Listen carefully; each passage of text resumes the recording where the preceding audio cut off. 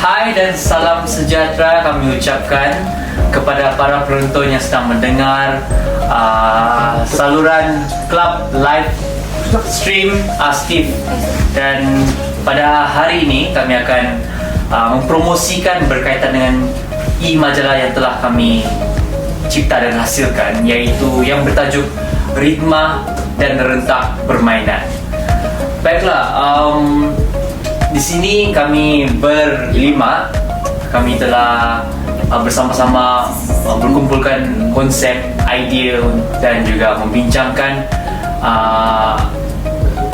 tajuk-tajuk yang boleh kami masukkan dalam e-majalah kami. Dan setiap satu kami telah menghasilkan sekurang-kurangnya 2 artikel dalam majalah ini. Dan sebelum kita bermula, saya akan memperkenalkan diri dahulu. Nama saya Rikshan Tedious. Saya Gildan Ibonilus. Saya Muhammad Isyamuddin bin Aras. Saya Sabaria binti Koyot. Saya Nuraisyah binti Baharudin. Ya, dan kami berlima telah bersama-sama bekerjasama untuk menghasilkan e-majalah ini. Jadi sebelum itu, topik terbesar menjadi satu persoalan kami semua sebelum menghasilkan e-majalah ini, ialah kenapa kami menghasilkan dan kenapa kami memilih tajuk yang berbunyi Ritma dan Rentak Permainan. Jadi saya akan memulakan. Bagi pendapat saya, sebab utama kenapa kami memilih tajuk tersebut ialah sebab dia bertujuan untuk memberi suatu menghidupkan kembali minat terhadap permainan tradisional tersebut. Sebab Ritma dan Rentak ni dia bukan setakat menunjukkan perubahan permainan tersebut, tapi apa impaknya terhadap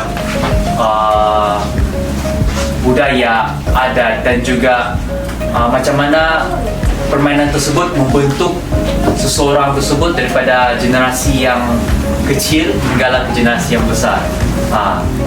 Dan seterusnya, bukan sekadar itu, dia merujuk kepada budaya yang diamalkan oleh sesuatu masyarakat tersebut dalam tempoh masa yang tertentu. Jadi dalam e-majalah kami ini akan ditampilkan beberapa jenis permainan yang di sana kami juga bukan setakat menerangkan bagaimana main dia, asal usulnya, tapi mengikut daripada peredaran masa tu, macam mana dia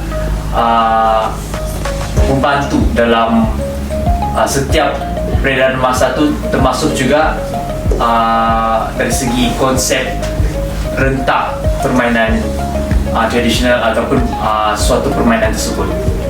Jadi seterusnya saya akan beri kepada Gil untuk berikan.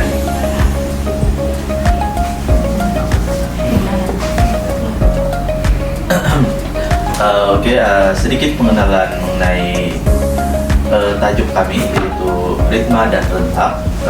Pengenalannya adalah permainan tradisional merujuk pada permainan ataupun budaya yang sudah diamalkan oleh sesuatu masyarakat untuk satu tempo yang lama. Seperti dalam case masyarakat kita, permainan yang terdapat di negara kita adalah seperti gasing, wow, dan yang menjadi permainan tradisional di negara kita. Permainan tradisional ini pada umumnya adalah merupakan permainan yang dicipta oleh masyarakat tradisional pada zaman dahulu untuk merujuk kepada satu permainan budaya. Permainan ini dicipta untuk menjadi alat hiburan yang menjadi suatu hiburan pada masyarakat dahulu. Seperti yang kita tahu, masyarakat dahulu tidak mempunyai peralatan ataupun permainan elektronik seperti telepon dan sebagainya. Oke, seterusnya saya serahkan kepada saudara Syam. Oke, seterusnya saya akan membaca atau membentangkan sinopsis e-majalah kami yang bertajuk Ritma dan Rentak, di mana permainan ini membawa para pembaca ke dalam sebuah eksplorasi visual yang informatif serta menarik berkaitan dengan kekayaan warisan budaya dalam bentuk permainan tradisional masyarakat Malaysia, khususnya di negeri Sabah. E-majalah ini akan diterbitkan dalam format digital interaktif, dan majalah ini akan mengetengahkan pelbagai jenis permainan seperti gasing, wow, gala panjang, dan permainan etnik tempatan yang unik, lengkap dengan sejarah, nilai budaya serta peranan sosialnya. Seterusnya, dengan skop sasaran yang berfokus kepada generasi muda, pelajar, pendidik dan pecinta budaya, e-majalah ini bukan sekadar mendokumentasikan maklumat, malah ia turut berfungsi sebagai platform untuk menyamai semangat kecintaan terhadap identiti budaya melalui ilustrasi, artikel khas, wawancara, serta segmentasi visual multimedia. Pembaca juga akan membawakan menu lusuri. Dia berfungsi sebagai permainan sebagai alat perpaduan pendidikan tidak formal dan hiburan rakyat di era digital. Akhir sekali, sinopsis kami ia diterbitkan oleh Akademi Seni dan Teknologi Kreatif Universiti Malaysia Sabah. E-majalah ini juga akan menjadi sebahagian usaha pemeliharaan warisan negara agar tidak tenggelam di telan zaman digital. Usaha ini juga adalah suara kreatif yang menghubungkan generasi terdahulu dengan yang akan datang, merantasi budaya dan teknologi. Seterusnya saya akan bagi kepada saudari Sabaria. Oke, yang seterusnya adalah visi dan tagline. Visi e-majalah kami adalah untuk memperkenalkan, memelihara, dan memartabatkan permainan tradisional Melayu serta pelbagai etnik di Malaysia yang semakin dilupakan oleh generasi muda. Melalui penerbitan digital interaktif ini, kami berhasrat untuk mendidik pembaca mengenai sejarah, nilai budaya, keunikan setiap permainan tradisional, sekaligus menanamkan rasa cinta terhadap warisan bangsa. E-majalah kami ini juga bertujuan untuk menjadi sumber rujukan digital yang mudah diakses oleh pelbagai lapisan masyarakat, khususnya kepada golongan pelajar dan pendidik, serta menjadi suara kreatif yang menghubungkan generasi terdahulu dengan generasi yang akan datang, merantasi budaya dan teknologi. Oke, tagline kami adalah permainan berubah, rentak berkekalan. Seterusnya saya akan bagi kepada Nur Aisyah. Seterusnya adalah objektif dalam e-majalah kami, yaitu dengan objektif utama untuk memperkenalkan dan mengetengahkan kepelbagaian permainan tradisional yang menjadi warisan berharga pelbagai suku kaum di negeri Sabah. Usaha ini bukan sahaja bertujuan memelihara budaya tempatan, malah turut menyemai minat dalam kalangan generasi muda agar terus menghayati dan mengamalkan permainan tradisional sebagai sebahagian daripada identiti mereka. Di samping itu juga, e-majalah ini juga berperanan dalam meningkatkan kesedaran masyarakat pelbagai lapisan tentang pentingnya memelihara khazanah budaya agar tidak pupus ditelan harus pemodenan, khususnya budaya tradisional di negeri Sabah. Itu sahaja objektif dari e-majalah kami, dan kita teruskan kepada Ricky. Baiklah, ya, terima kasih pada rekan-rekan saya, dan itu serba sedikit berkaitan dengan mengapa dan apa sebenarnya yang kami ingin capai melalui e-majalah kami ini. Tapi sebenarnya yang paling penting, apa isi kandungan e-majalah kami tersebut? Apa mesti kamu semua tanya-tanya apa sebenarnya yang menarik berkaitan dengan kami punya e-majalah ini, dan apa yang sebenarnya kami ingin sampaikan dan ingin promosikan kepada anda. Jadi jangan kemana-mana dulu, kita akan berehat sebentar dan akan kembali kepada segmen yang seterusnya. Baiklah, kembali ke kita di segmen yang seterusnya dalam mempromosikan majalah kami, iaitu ritma dan rentak permainan tradisional.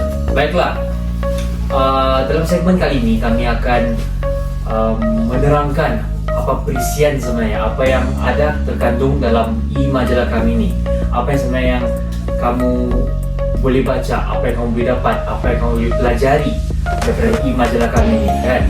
Jadi di sini kami akan mengambil peluang ini untuk memberikan suatu gambaran untuk apa yang kamu akan dapat, apa yang kamu akan dapat peroleh daripada majalah kami. Jadi setiap satu kami akan menerangkan hasil penulisan kami, iaitu 2 artikel. Setiap satu kami telah menghasilkan 2 buah artikel dalam majalah ini, dan untuk itu saya akan memulakan, iaitu yang pertama kita mulakan dengan siri yang pertama. Ya, ini satu keluaran yang pertama, iaitu dari kolom langkah rentak tradisi, iaitu permainan tradisional. Jadi fokus kolom kami lebih kepada tradisi dan juga moden. Dan tajuk artikel yang pertama untuk yang telah saya hasilkan ialah permainan teng-teng, lompat teng-teng, iaitu lompat rentak kekal tradisi.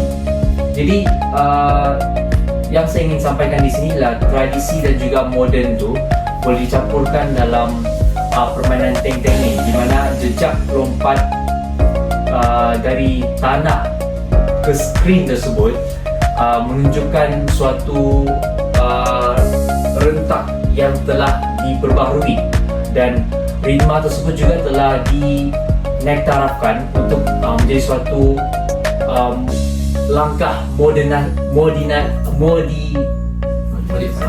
dimodifikasikan. Sorry. Terima kasih. Dan telah dimudah alihkan untuk permainan yang menjadi suatu cerminan terhadap kreativiti dan juga interaksi sosial serta nilai kesederhanaan tersebut juga. Jadi kita boleh nampak permainan ini menunjukkan di mana zaman dulu-dulu dengan hidup yang sederhana, tapi masih lagi boleh orang kata berseronok dulu, sebab boleh lagi cari masa yang terluang untuk bermain sama-sama macam tu. Jadi tanpa zaman sekarang kita tengok semuanya kadang kita menggunakan gadget. Kadang-kadang sekarang yang kecil pun, baby pun sudah didedahkan dengan gadget-gadget ni. Jadi melalui majalah kami ni, kami cuba untuk menunjukkan sebenarnya tak perlu pun semua tu, tak perlu pun peranti-peranti ni. Sebenarnya budak-budak ni janganlah kita biasakan dari kecil, biarlah dan sebenarnya peranti-peranti ni pun kira kalau kita akan pada umur yang awal, dia memberi suatu impak yang buruk pada mereka sebenarnya, dan itu sangatlah tidak baik, dan janganlah kita rosakkan orang sebenarnya, dedahkan pada peranti dan juga dunia-dunia yang sangat kita tahu macam mana kan dunia media sosial sekarang ni kan. Jadi di sini saya ingin menekankan bahawa permainan seperti lompat teng-teng ni dapat menjadi medium untuk hiburan utama, khususnya kepada kanak-kanak juga. Jadi kini permainan ni dia bukan sahaja telah kekal hidup dalam memori generasi terdahulu, malah dia melangkah masuk ke ruang sistem pendidikan moden, dan sebagai satu bentuk yang diberikan nafas baru. Jadi kita boleh cakap sebenarnya teng-teng ni dia bukan kiranya ketinggalan zaman sebenarnya. Dia masih lagi orang kata relevan, betul, dia masih lagi relevan dalam zaman ini, tapi perlu titik beratkan perubahan yang baru dari segi ritma, rentaknya, dan juga macam mana sebenarnya permainan ini juga menunjukkan ada pengajaran sebalik itu sebenarnya. Betul. Jadi di sana juga kita boleh nampak di mana kita tengok dari segi pementasan dan festival komuniti ni. Sebenarnya kita nampak je macam permainan ni macam biasa-biasa aja, biasa-biasa aja macam yang macam alam, macam budak-budak punya permainan. Jadi sebenarnya dia boleh mengukuhkan silaturahim sebenarnya, kesejahteraan sebuah komuniti itu kan, macam contoh ya antar anak-anak pergi main bersama begitu. Jadi dari sana ya betul mengingatkan silaturahim itu. Jadi daripada kita kasih biar anak-anak kita bermain phone je terkuruk saja di rumah, kadang-kadang jiran sebelah rumah pun tidak kenal-kenal juga sebab tidak ada masa. Ibu bapa pun sibuk kerja, anak-anak pun sibuk main phone di dalam rumah, banyak di keluar main sama-sama sama jiran, tapi ini main phone. Jadi di sini bolehlah kita melalui pembacaan, melalui membersih majalah yang kami telah hasilkan ini boleh menyedarkan bahawa dia permainan tradisional ni seperti lompat teng-teng ni telah dan boleh menjadi suatu medium untuk memupuk interaksi antara generasi serta menyemai suatu niat ataupun hasrat penghargaan terhadap budaya tradisional juga. Jadi di sini saya ingin mengungsikan beberapa nilai tradisional yang sebenarnya kita boleh lihat kekal relevan sehingga pada hari ini, yaitu disiplin dan tumpuan. Jadi dalam permainan lompat tenteng ini kita boleh lihat di mana dia memerlukan koordinasi dan tumpuan yang tajam, di samping juga kawalan badan dan juga fokus yang tinggi. Sebab bukan kalau macam contohlah kita jenis yang mungkin sorry lah mau cakap apa kalau yang macam yang tidak stabil ke kan, yang macam yang macam baby lah ya, yang kurang bersukan, yang tidak fit dari segi fizikal tu, mau lompat pun susah. Jadi memang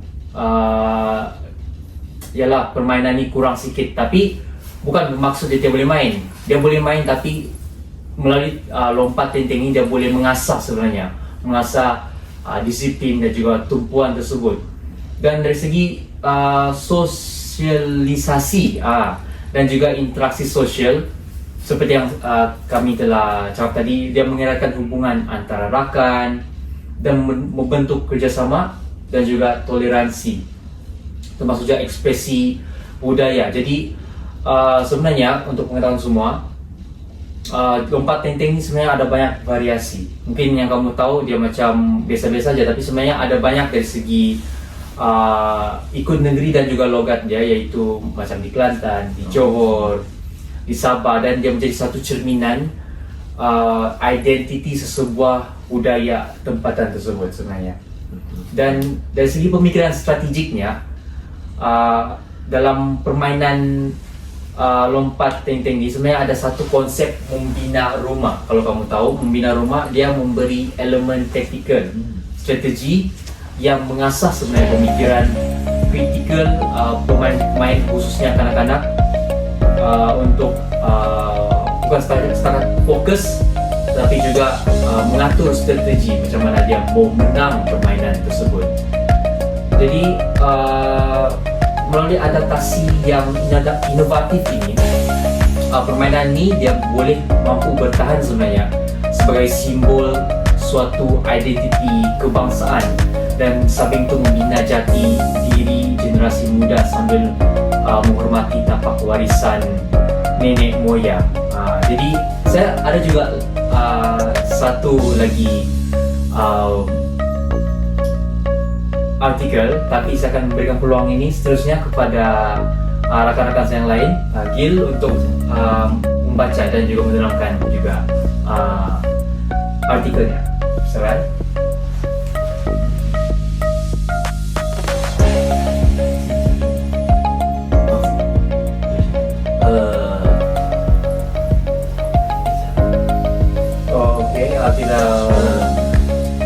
Kita akan beralih dulu kepada saudari Yeca. Oke. Terima kasih saudara. Saya akan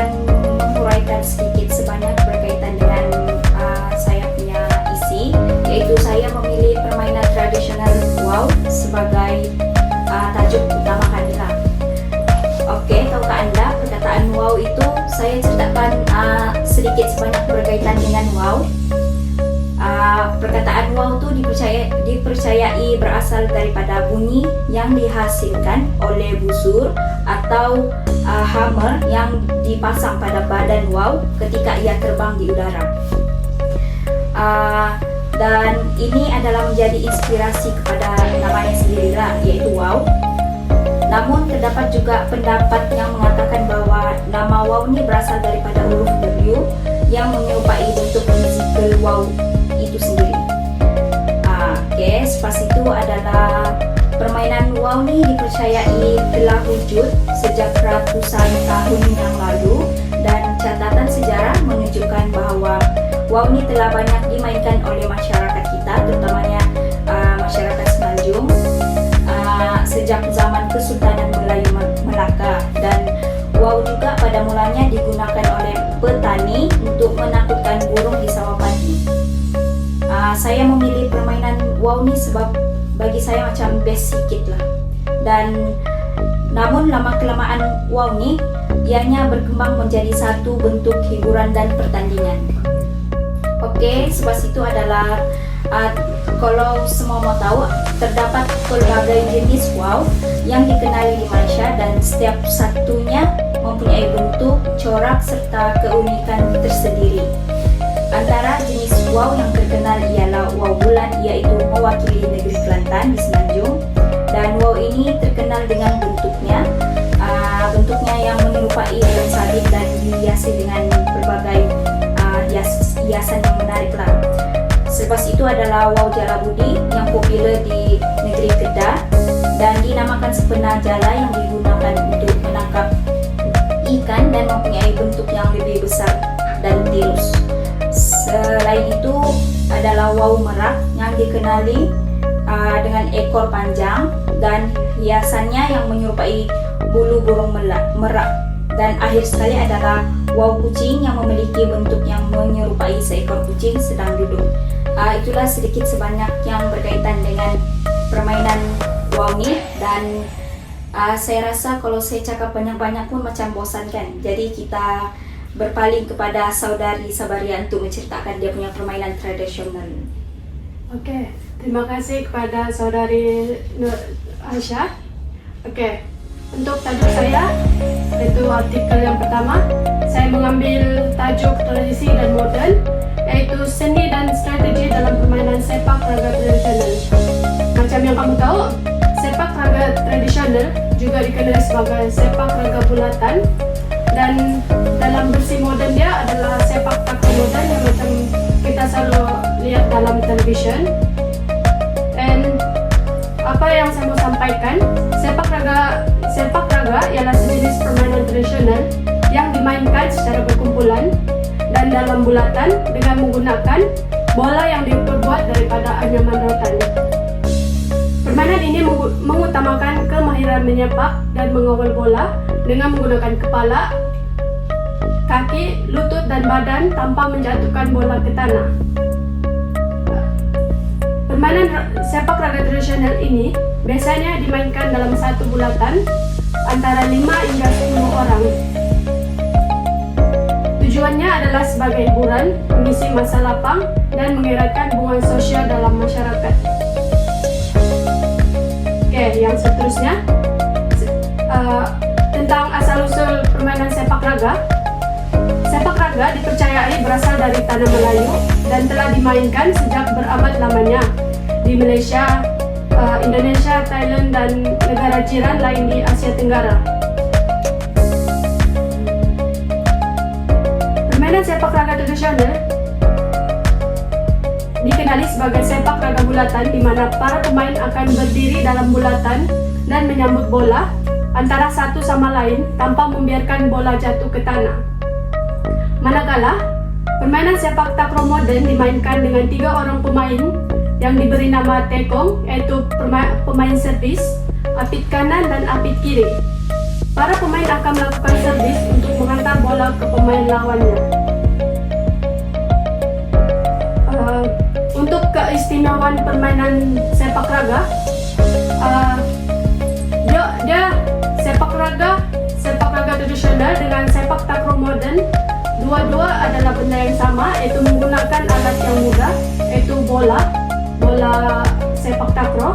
Tapi untuk perbezaan, sepak raga tradisional menggunakan bola yang diperbuat daripada anyaman rotan, manakala sepak takraw modern menggunakan bola yang diperbuat daripada bahan sintetik seperti fiber.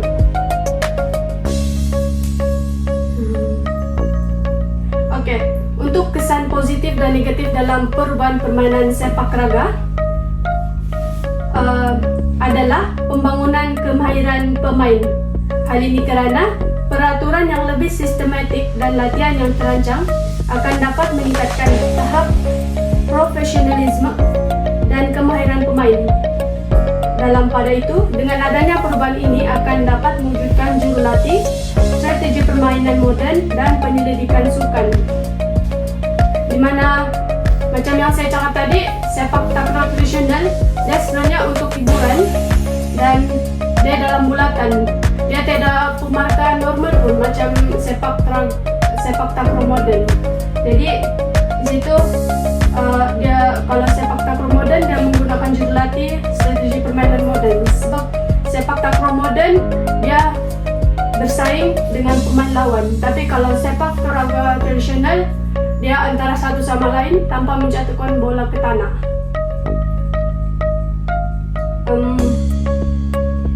Mungkin itu saja dari saya.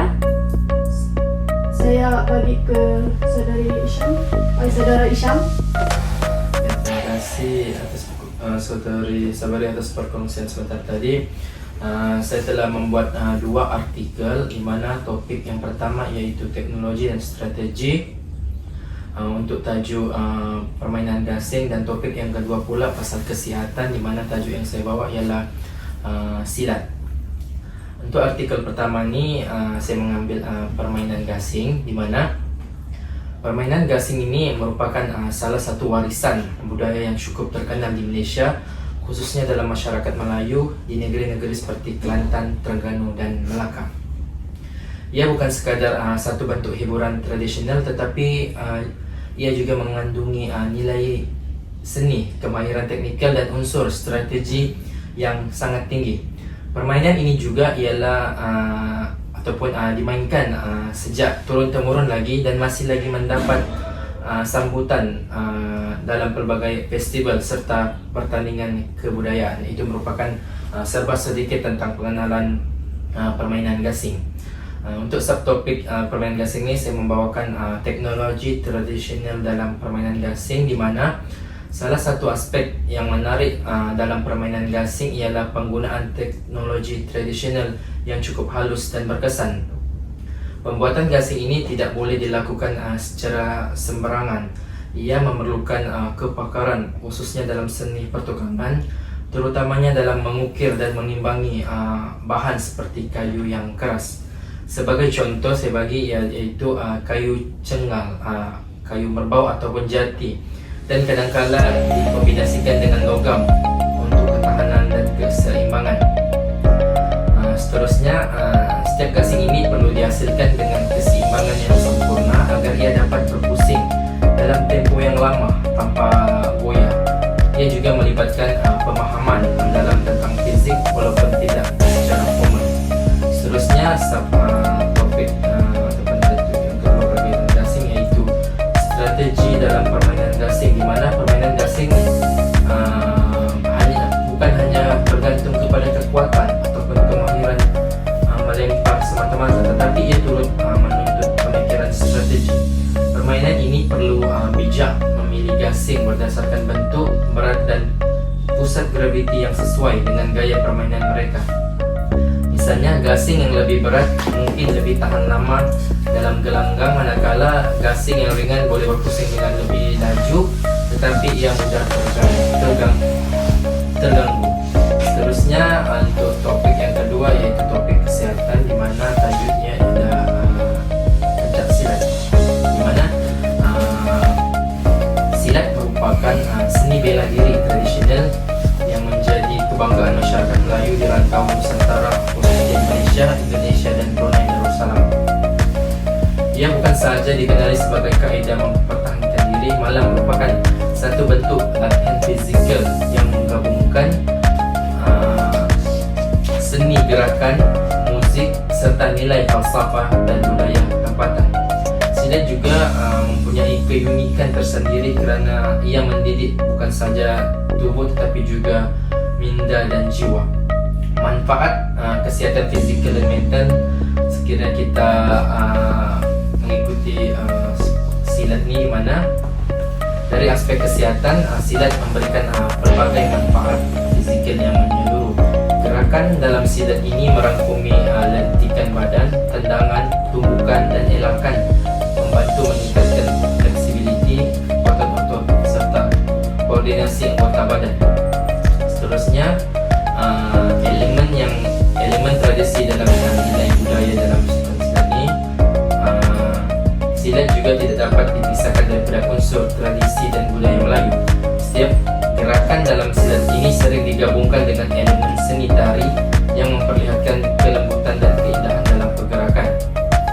Sebelum ia disusuli dengan kekuatan dan ketangkasan semasa bertempur. Persembahan silat ini lazimnya diiringi muzik tradisional seperti gendang silat, serunai dan gong yang menambahkan aura budaya dan semangat dalam setiap persembahan.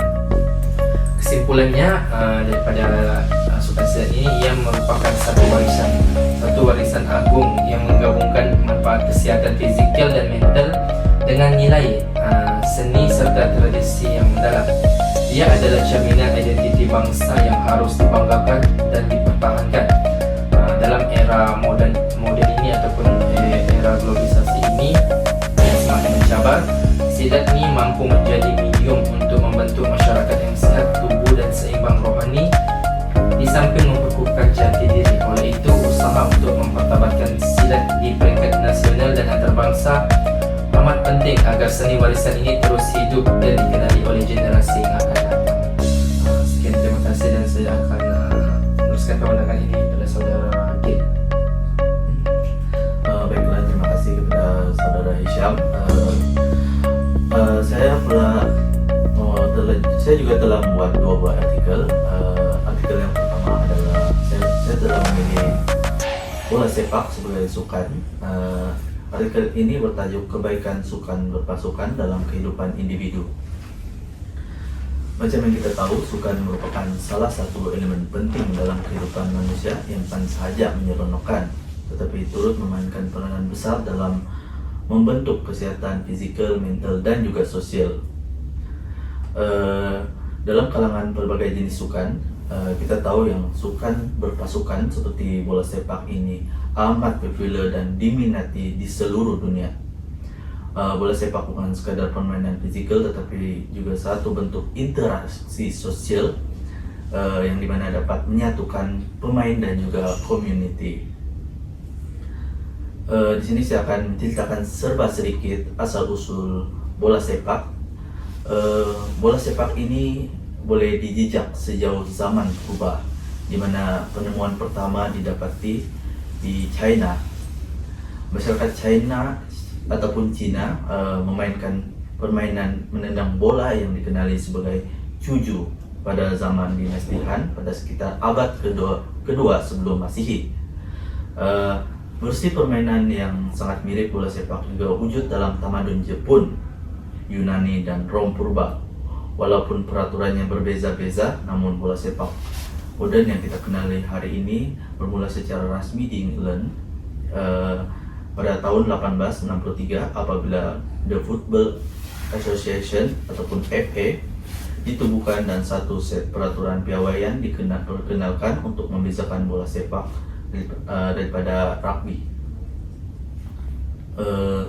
Sejak itu, bola sepak telah pun berkembang jadi sukan antara bangsa dan ditadbir oleh Badan Dunia FIFA yang ditubuhkan pada tahun 1904. Bola sepak adalah sukan yang memerlukan pergerakan berterusan seperti berlari, menendang, melompat, dan juga mengelak lawan.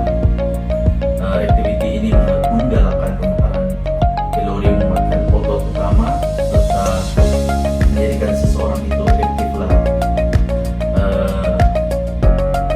Salah satu ciri utama sukan berpasukan ini adalah pergabungan antara bola sepak kejayaan pasukan banyak tergantung pada kerjasama dan komunikasi yang berkesan. Setiap pemain perlu memahami peranan masing-masing, memberi sokongan antara satu sama lain, dan saling mempercayai.